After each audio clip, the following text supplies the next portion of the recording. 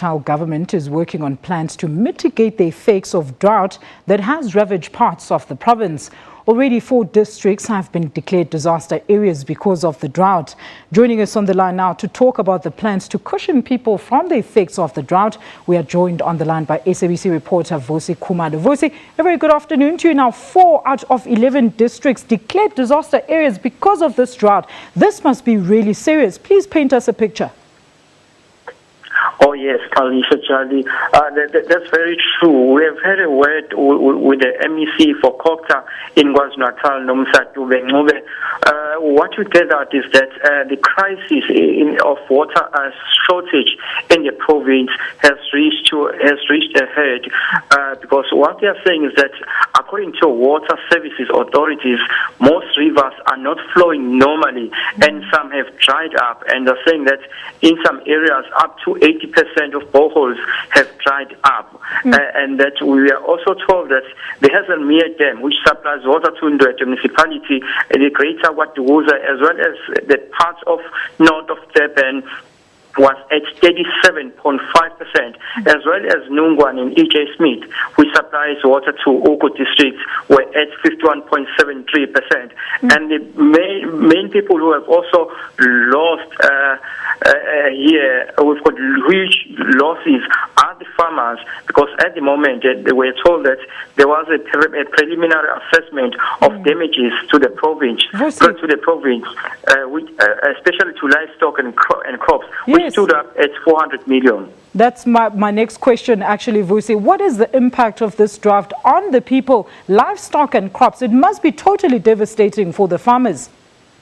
Yes, the farmers are saying that they've lost literally everything. We remember the other month, I think it was in November, we went to Kokstad area as well as Matatiele, whereby there was a huge fire covering almost about 400 kilometers. We saw a lot of people having lost their lives, about 7 people, as well as animals that were lost in the process as a result of failed fires. So farmers have lost, especially, everything, especially to livestock as well as crops, which we are told stood at 400 million rand. Vusi, how does the provincial government plan to deal with this and also cushion people from the effects of this drought? Well, government here has also released some interventions which include short-term as well as medium and long-term goals, which some of them include implementation of water restrictions, water tankering, as well as the installation of rainwater tanks. Some of these also include borehole drilling and rehabilitation of water services. Also, they are also saying that they will also introduce, or they are also trying to build up the boreholes.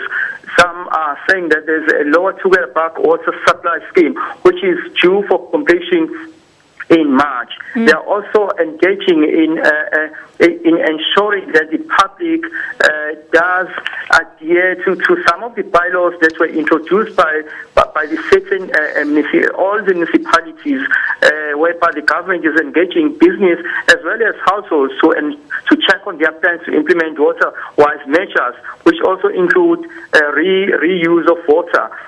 And water restrictions rules that has been introduced by the municipalities, where possible fines may be imposed to those not adhering to water restrictions bylaws.